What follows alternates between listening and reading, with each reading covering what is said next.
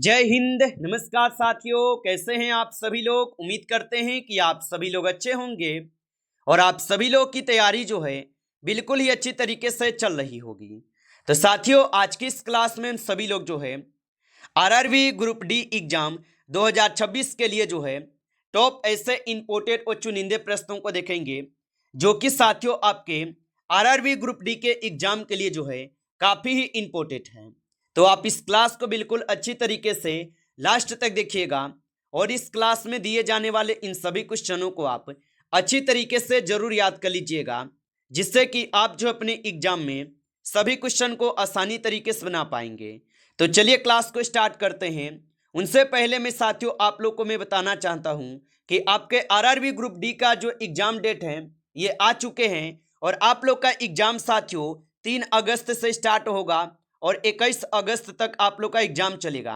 तो साथियों आपके पास समय जो है बिल्कुल कम बचे हुए हैं और इन्हीं कम समय में साथियों आपको बिल्कुल अपने मेहनत को यहाँ पे करना पड़ेगा और अच्छे से आपको तैयारी करना पड़ेगा। और साथियों इतने ही दिन में आपको उन टॉपिक को पढ़ना पड़ेगा जिस टॉपिक से क्वेश्चन आपके एग्जाम में पूछे जाते हैं। तो बिल्कुल आप लोग जुड़े रहिए, यहाँ से आपको हर एक टॉपिक से क्वेश्चन करा जाएंगे और डेली आपके आरआरबी ग्रुप डी के लिए आपको क्लास मिलेगा। तो डेली आप लोग क्लास कीजिएगा। तो चलिए क्लास को स्टार्ट करते हैं और देखते हैं कि क्वेश्चन जो है क्या पूछे गए हैं। क्वेश्चन यहाँ पे आपसे पूछे गए कि एशियाटिक सोसाइटी ऑफ बंगाल की स्थापना किसने की थी। चलिए बताइएगा। ये सभी के सभी क्वेश्चन काफी इंपोर्टेंट और चुनिंदे क्वेश्चन हैं और आपके एग्जाम में जो है 100% आपको ये सभी के सभी क्वेश्चन पूछे जाएंगे। और बताइएगा आप यहाँ पे कि एशियाटिक सोसाइटी ऑफ बंगाल की स्थापना किसने की थी। तो यहाँ पे इस क्वेश्चन का आप सही जवाब ऑप्शन ए करेंगे, विलियम जोन्स किए थे। ऑप्शन ए सही जवाब होगा। चलिए अगला प्रश्न यहाँ पे देखेंगे और यहाँ पे प्रश्न आपसे पूछे गए हैं कि संविधान का कौन सा भाग राज्य के नीति निर्देशक तत्वों से संबंधित है। चलिए बताइए। तो संविधान का कौन सा भाग राज्यों के नीति निर्देशक तत्वों से संबंधित है। तो यहाँ पे भाग 4 हो जाएगा। ऑप्शन बी कीजिएगा, सही जवाब भाग 4 होगा। चलिए अगला प्रश्न यहाँ पे देखेंगे, भारत के उपराष्ट्रपति किस सदन के पदेन सभापति होते हैं। तो भारत के उपराष्ट्रपति किस सदन के पदेन सभापति होते हैं। तो यहाँ पे आप सही जवाब बी करेंगे, राज्यसभा के होते हैं। ऑप्शन यहाँ पे आपके जो है बी सही जवाब होगा, राज्यसभा के। चलिए अगला प्रश्न यहाँ पे देखेंगे कि उच्च न्यायालय के न्यायाधीश की सेवानिवृत्ति की आयु जो है कितनी होती है। तो उच्च न्यायालय के न्यायाधीशों की सेवानिवृत्ति आयु कितनी होती है। तो इनकी आयु होते हैं आपके कितनी, तो 62 वर्ष होते हैं। ऑप्शन यहाँ पे बी सही जवाब होगा, 62 वर्ष। आगे देखेंगे अगला प्रश्न यहाँ पे दिए गए 5 नंबर कि स्वराज पार्टी की स्थापना किस वर्ष हुई थी। तो स्वराज पार्टी की जो स्थापना होती है, इनकी स्थापना कब होती है। तो इनकी स्थापना 1923 में होता है। ऑप्शन यहाँ पे आपका जो है सी सही जवाब है। आगे देखिए अगला प्रश्न यहाँ पे दिए गए और यहाँ पे प्रश्न है राज्यसभा संविधान सभा का गठन किस योजना के तहत जो है हुआ था। तो संविधान सभा का गठन किस योजना के अंतर्गत हुआ था। तो इनका गठन होता है कैबिनेट मिशन योजना के तहत। ऑप्शन यहाँ पे आप लोग का जो है बी सही जवाब है, कैबिनेट मिशन योजना के तहत। आगे देखेंगे अगला क्वेश्चन यहाँ पे है, भारतीय संविधान का संरक्षक किसे जो है माना जाता है। तो भारतीय संविधान का संरक्षक किसे मानते हैं। तो भारतीय संविधान का संरक्षक किसे मानते हैं। तो यहाँ पे इस क्वेश्चन का आप लोग सही जवाब जो है ऑप्शन सी करेंगे, सर्वोच्च न्यायालय को। ऑप्शन सी सही जवाब है। चलिए अगला प्रश्न यहाँ पे देखेंगे, हिंदुस्तान सोशलिस्ट रिपब्लिक एसोसिएशन का जो गठन है यह किस वर्ष हुआ था। तो हिंदुस्तान सोशलिस्ट रिपब्लिक एसोसिएशन का गठन किस वर्ष हुआ। तो इनका गठन होते हैं कब। तो इनका गठन जो है 1928 में होता है। ऑप्शन यहाँ पे आप लोग का जो है सही जवाब है। आगे देखेंगे अगला प्रश्न यहाँ पे है, पंचायतों के चुनाव कराने की जिम्मेदारी किस संस्था की होती है। तो पंचायतों के चुनाव कराने की जिम्मेदारी किस संस्था के होती है। तो ये होते हैं आपके राज्य निर्वाचन आयोग के। ऑप्शन यहाँ पे आप लोग बी कीजिएगा, इस क्वेश्चन का सही जवाब राज्य निर्वाचन आयोग का होता है। चलिए अगला क्वेश्चन यहाँ पे देखिएगा कि संविधान सभा ने भारतीय संविधान को कब जो है अंगीकृत किया था। चलिए बताइएगा आप यहाँ पे। और आप अभी तक इस क्लास को लाइक नहीं किए हैं तो आप इस क्लास को एक बार लाइक कर लेंगे। नए जुड़े हैं आप इस चैनल पे तो चैनल को भी आप सब्सक्राइब करके ऑल नोटिफिकेशन को भी ऑल पे दबा के जुड़ जाइए, जिससे कि जब भी कोई नई क्लास हो सबसे पहले क्लास का नोटिफिकेशन जो है आपके पास पहुंच सके। तो चैनल को सब्सक्राइब कर लीजिएगा। और बताइए कि संविधान सभा ने भारतीय संविधान को कब अंगीकृत किया? तो ये अंगीकृत किए थे 26 नवंबर 1949 को। ऑप्शन यहाँ पे आपका बी जो है सही जवाब है, 26 नवंबर 1949 को। चलिए अगला प्रश्न यहाँ पे देखेंगे और प्रश्न आपसे पूछे गए, अखिल भारतीय किसान सभा के प्रथम अध्यक्ष जो है कौन थे? तो अखिल भारतीय किसान सभा के प्रथम अध्यक्ष कौन थे? तो इनके अध्यक्ष थे स्वामी सहजानंद सरस्वती। ऑप्शन यहाँ पे आपका बी सही जवाब है, स्वामी सहजानंद सरस्वती। आगे देखिए अगला प्रश्न यहाँ पे है, भारतीय संविधान की प्रस्तावना में लोकतांत्रिक शब्द का तात्पर्य क्या है? तो भारतीय संविधान की प्रस्तावना में लोकतांत्रिक शब्द का तात्पर्य क्या है? तो इसका तात्पर्य है जनता द्वारा जनता के लिए और जनता का शासन। ऑप्शन यहाँ पे आपका जो है बी यहाँ पे सही जवाब दिए गए हैं, आप अच्छे से याद रखेंगे।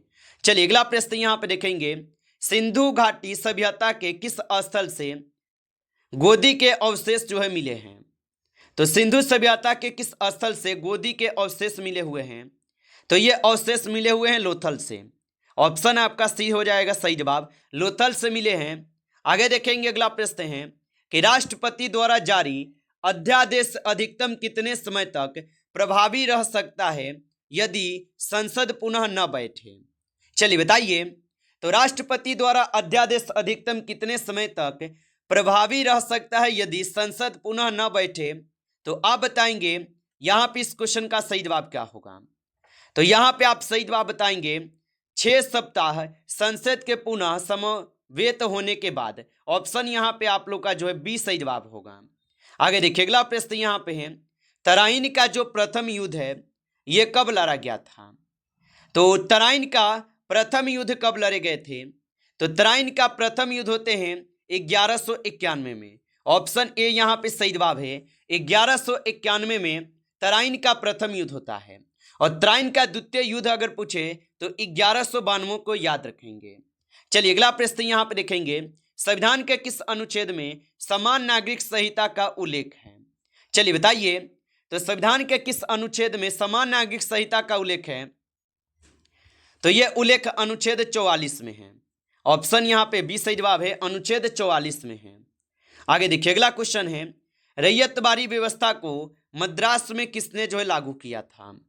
तो रैयतबारी व्यवस्था को मद्रास में किसने लागू किया था? तो इसको लागू किए थे थॉमस मुनरो। ऑप्शन यहाँ पे बी सही जवाब है, थॉमस मुनरो होगा। आगे देखिए अगला प्रश्न यहाँ पे दिए गए, भारत के राष्ट्रपति के विरुद्ध महाभियोग किस आधार पर जो है लगाया जा सकता है? तो भारत के राष्ट्रपति के विरुद्ध महाभियोग किसके आधार पर लगाया जा सकता है? तो संविधान के उल्लंघन पर। ऑप्शन यहाँ पे बी सही जवाब है, संविधान के उल्लंघन पर। चलिए अगला प्रश्न यहाँ पे देखेंगे कि साइमन कमीशन का बहिष्कार करते समय किस नेता पर जो है ना लाठीचार्ज हुआ था? तो साइमन कमीशन का बहिष्कार करते समय किस नेता पर लाठीचार्ज हुआ था? तो आप बताएंगे लाला लाजपत राय। ऑप्शन यहाँ पे आप लोग का जो है बी सही जवाब है, लाला लाजपत राय होगा। आगे देखिए अगला प्रश्न यहाँ पे दिए गए हैं और प्रश्न है कि संविधान के किस अनुच्छेद के अंतर्गत सर्वोच्च न्यायालय को अभिलेख न्यायालय घोषित किया गया है?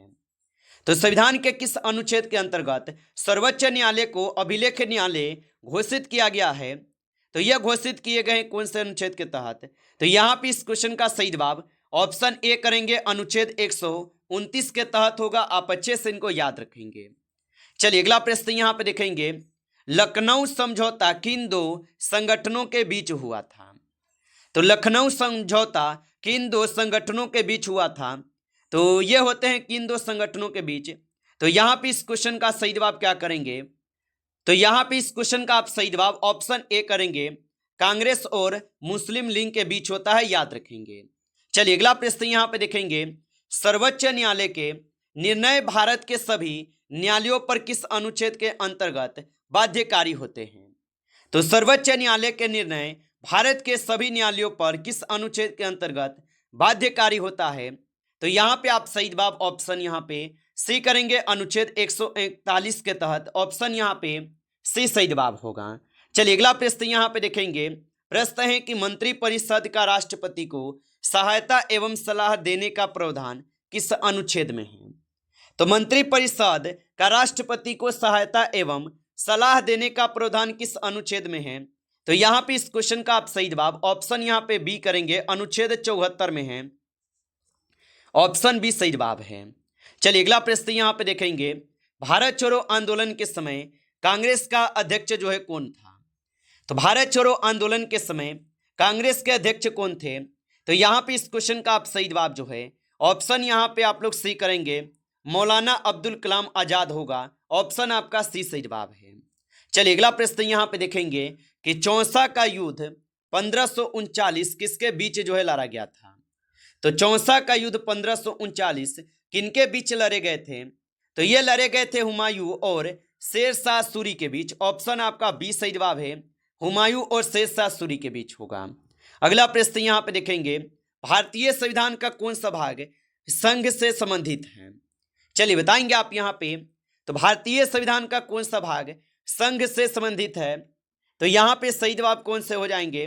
तो आप बताएंगे भाग 5 हो जाएगा, ऑप्शन यहाँ पे सी सही जवाब है, भाग 5 हो जाएगा। चलिए अगला प्रश्न यहाँ पे देखेंगे। दीवान ए मुस्तखराज विभाग की स्थापना किसने की है? तो दीवान ए मुस्तखराज विभाग की स्थापना किसने की? तो यहाँ पे इस क्वेश्चन का सही जवाब अलाउद्दीन खिलजी करेंगे, ऑप्शन यहाँ पे बी सही जवाब है, अलाउद्दीन खिलजी किए थे। आगे देखिए अगला क्वेश्चन यहाँ पे है कि लोकसभा अध्यक्ष अपना जो त्याग पत्र किसे देता है? तो लोकसभा अध्यक्ष अपना त्याग पत्र किसे देते हैं? तो लोकसभा अध्यक्ष जो है ये अपना त्याग पत्र देते हैं किसे? तो आप बताएंगे यहाँ पे सही जवाब क्या होगा? तो यहाँ पे इस क्वेश्चन का आप लोग सही जवाब क्या करेंगे? तो 28 का आपका सही जवाब हो जाएंगे, ऑप्शन ए राष्ट्रपति को, ऑप्शन ए यहाँ पे सही जवाब है, याद रखेंगे। चलिए अगला प्रश्न यहाँ पे देखेंगे कि तालीकोटा का युद्ध 1556 किनके बीच हुआ था? तो तालीकोटा का युद्ध 1565 किनके बीच हुआ था? तो यहाँ पे इस क्वेश्चन का आप सही जवाब क्या करेंगे? तो आप बताएंगे विजयनगर एवं दक्कन सल्तनतों के संग, ऑप्शन यहाँ पे क्या है? तो बी आपका बिल्कुल ही यहाँ पे सही जवाब दिए गए हैं, याद रखेंगे। चलिए आगे देखिए अगला प्रश्न यहाँ पे है। मूल संरचना सिद्धांत किस ऐतिहासिक मामलों से संबंधित है? तो मूल संरचना सिद्धांत किस ऐतिहासिक मामलों से संबंधित है? तो ये आपके केशवानंद भारतीय मामला से है, ऑप्शन यहाँ पे आप लोग का बी सही जवाब है, केशवानंद भारतीय मामला से है।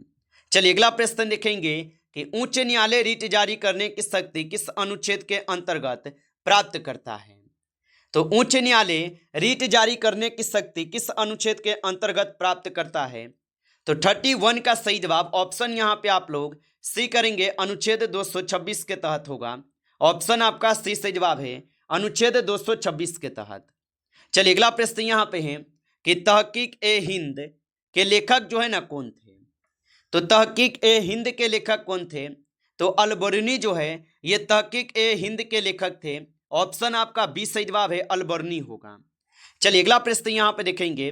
प्रश्न है कि पंचायतों के वित्तीय संसाधनों की समीक्षा के लिए राज्य स्तर पर किस आयोग का गठन जो है किया जाता है?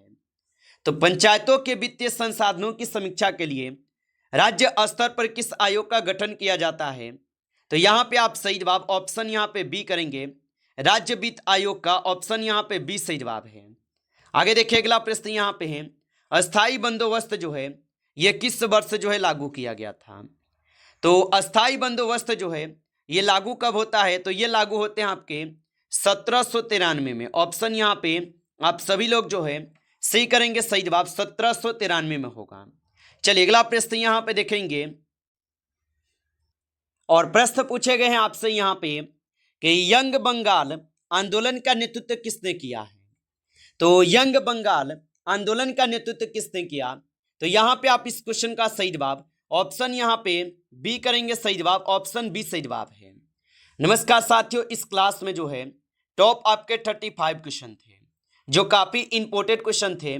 साथियों यदि आपको क्लास अच्छा लगा हो तो आप जो है इस क्लास को लाइक कर लीजिएगा और नए जुड़े हैं आप इस चैनल पे तो चैनल को सब्सक्राइब करके ऑल नोटिफिकेशन को ऑल पे दबा के जुड़ जाइए, जिससे कि जब भी कोई नई क्लास हो सबसे पहले क्लास का नोटिफिकेशन जो है आपके पास पहुंच सके।